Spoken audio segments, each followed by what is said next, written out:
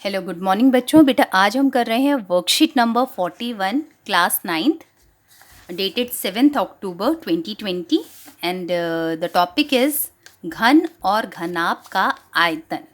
यानी आज की जो वर्कशीट है बेटा उसमें हम आयतन निकालेंगे और उसमें भी जो आकृतियाँ आपको दे रखी हैं वो दे रखी हैं घन और घनाभ।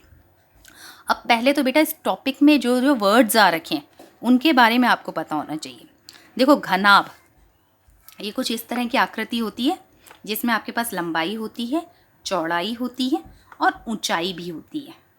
तो ये आपका हो गया घनाभ। अब बात करते हैं घन की। घन क्या होता है? वो कुछ इस तरह की आकृति होती है जिसमें आपके पास लंबाई, चौड़ाई, ऊंचाई सब होता है बेटा, मगर आपकी लंबाई, चौड़ाई और ऊंचाई आपस में बराबर होती हैं तीनों। ठीक है, मतलब अगर ये 5 है तो ये भी 5 होगा और ये भी 5 होगा। तो तीनों जो हैं आपके वो आपस में बराबर होते हैं, इक्वल होते हैं। ठीक है, तो इस आकृति को कहते हैं घन। अब बात करते हैं आयतन की। आयतन क्या होता है? आयतन होता है बेटा कि किसी वस्तु द्वारा घेरा गया स्थान, यानी उसमें कितनी जगह है। सपोज करो मैं एक घनाभ ले रही हूँ, अब इसमें कितना सामान मेरा आ सकता है। ठीक है, तो वो बन जाएगा इस डिब्बे का या इस बॉक्स का आयतन। ठीक है, कि इसमें मैं कितना सामान रख सकती हूँ और कितना सामान मेरा इसमें आ सकता है, क्योंकि इसने इतना इसके अंदर स्थान है, इतनी जगह है इसके अंदर। तो जो जगह है, जो स्पेस है इसके अंदर, वही इसका आयतन कहलाएगा। ठीक है बेटा, तो आयतन का जो फॉर्मूला है वो हमने किया भी था लास्ट एक वर्कशीट में। एक बार उसको जल्दी से लिख लेते हैं। सबसे पहले हम लिखते हैं घनाभ का आयतन। घनाभ का आयतन ये होता है बेटा लंबाई गुणा चौड़ाई गुणा ऊंचाई। ठीक है बेटा, इसको आप अगर उसमें लिखना चाहें शॉर्ट फॉर्म में तो ये हो जाएगा L into B into H. L होता है बेटा लंबाई के लिए, B होता है आपका चौड़ाई के लिए और H होता है ऊंचाई के लिए। ठीक है बेटा, तो ये हो गया आपका लंबाई गुणा चौड़ाई गुणा ऊंचाई। ठीक है, अब हम करते हैं घन का आयतन।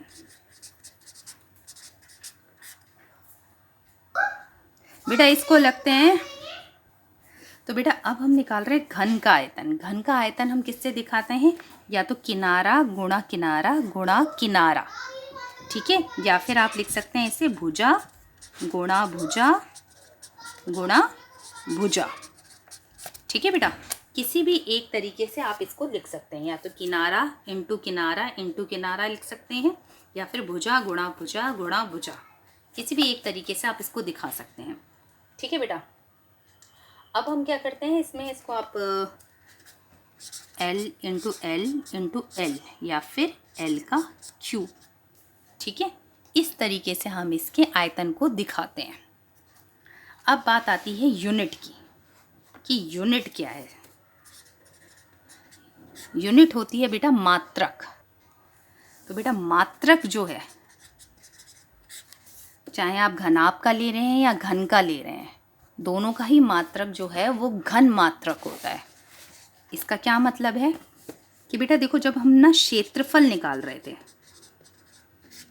और अब हम निकाल रहे हैं आयतन, है ना, तो जब भी हम क्षेत्रफल निकालते हैं, जहाँ भी क्वेश्चन में आपको क्षेत्रफल आ जाए, दिख जाए कि इस क्वेश्चन में, इस प्रश्न में आपको क्षेत्रफल निकालना है, तो वहाँ पे बेटा जो भी आपको प्रश्न में जो भी आपको यूनिट दे रखी है, जो भी मात्रक दे रखा है, चाहे मीटर दे रखा है, चाहे सेंटीमीटर दे रखा है, चाहे किलोमीटर दे रखा है, या कुछ भी और दे रखा है एक्सेट्रा, तो आप क्या करेंगे, क्षेत्रफल के केस में उसके ऊपर एक छोटा सा राइट साइड में 2 लगा देंगे, सीधे हाथ की तरफ और ऊपर की तरफ। इसको बेटा यूँ नहीं लिखना है, ये गलत हो जाएगा। ये 2 जो है ये बहुत छोटा सा होता है और सीधे हाथ पे होता है और ऊपर की तरफ होता है। आप इसको ऐसे लिखेंगे। वैसे ही आयतन के केस में क्या करेंगे, आयतन में क्या होता है बेटा, आपको जो भी आपको मात्रक दे रखा है प्रश्न में, मीटर दे रखा है, सेंटीमीटर दे रखा है, या फिर किलोमीटर दे रखा है, या कुछ भी दे रखा है, उसके ऊपर आप एक छोटा सा 3 लगा देंगे, 3 लगा देंगे। ठीक है, तो ये आपका मात्रक का मैंने ये डिफरेंस आपको बताया कि क्षेत्रफल में मात्रक के ऊपर 2 लगता है और आयतन में मात्रक के ऊपर 3 लग जाता है। तो इसे कहते हैं घन मात्रक, कि घन, ये वर्ग है, यहाँ पे घन हो गया क्योंकि पावर 3 हो गई। ठीक है बेटा, अब इसमें बेटा इस एक्सरसाइज में, इस वर्कशीट में आपका पहला जो आपको प्रश्न दे रखा है वो एक सॉल्व्ड है, सॉल्व्ड क्वेश्चन है, और वो आपको दे रखा है कि माचिस की डिब्बी के माप आपको दे रखे हैं 4 centimetre into 2.5 centimetre into 1.5 centimetre. अब आपको ऐसी 12 डिब्बियों का आयतन कितना होगा यह ज्ञात करना है। ठीक है बेटा, अब ये जो माचिस की डिब्बी आपको दे रखी है बेटा, इसमें ये 3 चीज़ें आपको दे रखी हैं। तो यानी एक इसमें से लंबाई होगी माचिस की डिब्बी की, एक माचिस की डिब्बी की चौड़ाई है, और एक माचिस की डिब्बी की ऊंचाई है। और माचिस की डिब्बी अगर आप ध्यान से देखोगे तो आपको पता लगेगा ये घनाभ की आकृति है। ये कौन सी आकृति है बेटा? माचिस की डिब्बी एक घनाभ की आकृति है। ठीक है, तो हमें क्या करना है, ऐसी 12 माचिस की डिब्बियों का आयतन निकालना है। तो 12 का तो हम तब निकालेंगे ना जब हमें एक का पता होगा। तो चलो पहले हम क्या करते हैं, पहले हम ये जो एक माचिस की डिब्बी है ना, इसका आयतन निकाल लेते हैं। तो घनाभ का आयतन, या फिर आप इसको लिख सकते हो एक माचिस की डिब्बी का आयतन। एक ही बात है, फॉर्मूला हमें पता है, L into B into H. इसका मतलब है लंबाई गुणा चौड़ाई गुणा ऊंचाई। अब देखो बेटा, प्रश्न में ना आपको लंबाई, चौड़ाई, ऊंचाई अलग अलग भी लिख के दिए जा सकते हैं और इस तरीके से गुणा करके भी लिखे जा सकते हैं। इसका मतलब ये है कि इसमें से एक जो नंबर है वो आपका लंबाई का है, एक जो है वो चौड़ाई का है, एक जो है वो ऊंचाई का है। तो कंफ्यूज नहीं होना है, इसका मतलब वही है। ठीक है, तो अब हम क्या करेंगे, हम इन तीनों को मल्टीप्लाई कर देंगे, और जब आप इन तीनों को मल्टीप्लाई करेंगे तो आपका आंसर निकल कर आएगा 15 सेंटीमीटर क्यूब। अब सेंटीमीटर क्यों लगा है? क्योंकि प्रश्न में सेंटीमीटर है। क्यूब क्यों लिखा है? क्योंकि आयतन निकाल रहे हैं। अब बेटा हमें क्या करना है, ऐसी 12 माचिस की डिब्बियों का आयतन निकालना है। तो 12 माचिस की डिब्बियों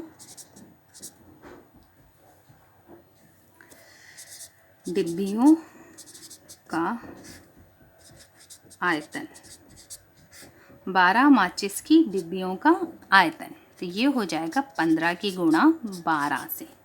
तो ये आपके पास निकल कर आएगा बेटा 180 सेंटीमीटर क्यूब। ठीक है बेटा, ये हो गया आपका पहला प्रश्न। अब इसमें 2 प्रश्न आपको करने के लिए दिए गए हैं, उसको एक बार और सॉल्व करके देख लेते हैं। इसमें जो पहला प्रश्न आपको खुद से करने के लिए दिया गया है वो है कि आपको क्या है, एक कमरे की लंबाई, चौड़ाई और ऊंचाई आपको दे रखी है। यानी L, B और H, लंबाई, चौड़ाई और ऊंचाई, ये 3 चीज़ें आपको दे रखी हैं। और कितनी दे रखी हैं? ये दे रखी है 5, ये दे रखी है 4 और ये दे रखी है 3। अब आपको क्या करना है, इस कमरे का आयतन ज्ञात करना है। अब कमरा बेटा आपको किस तरह की आकृति लग रही है? कमरा जो है वो एक घनाभ है। तो हम क्या करेंगे, घनाभ का आयतन निकालेंगे। और घनाभ का आयतन क्या होता है? लंबाई गुणा चौड़ाई गुणा ऊंचाई, यानी 5 गुणा 4 गुणा 3। इन तीनों को मल्टीप्लाई कर दो तो ये हो जाएगा 60। यूनिट लगेगी मीटर, क्योंकि प्रश्न में मीटर है, और मीटर के ऊपर क्या लगेगा, आयतन निकाल रहे हैं हम, तो एक छोटा सा 3। तो ये हो जाएगा आपका घनाभ का आयतन।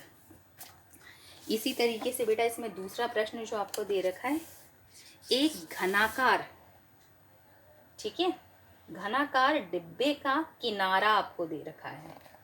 ठीक है, घनाकार का मतलब है घन, घन का आपको किनारा दे रखा है बेटा। किनारा कह लो या फिर भुजा कह लो, एक ही बात है। तो वो आपको दे रखा है 10 सेंटीमीटर।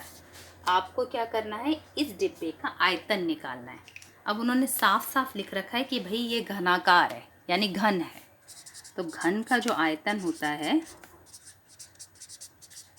ये होता है L into L into L, या फिर L का क्यूब, कुछ भी लिख सकते थे आप। तो हमने यहाँ कर दिया 10 गुणा 10 गुणा 10, तो ये हो गया 1000 सेंटीमीटर, क्योंकि प्रश्न में सेंटीमीटर था और आयतन निकाल रहे हैं तो 3। ठीक है बेटा, तो ये आपके 2 प्रश्न थे इस वर्कशीट में। थैंक यू सो मच बेटा।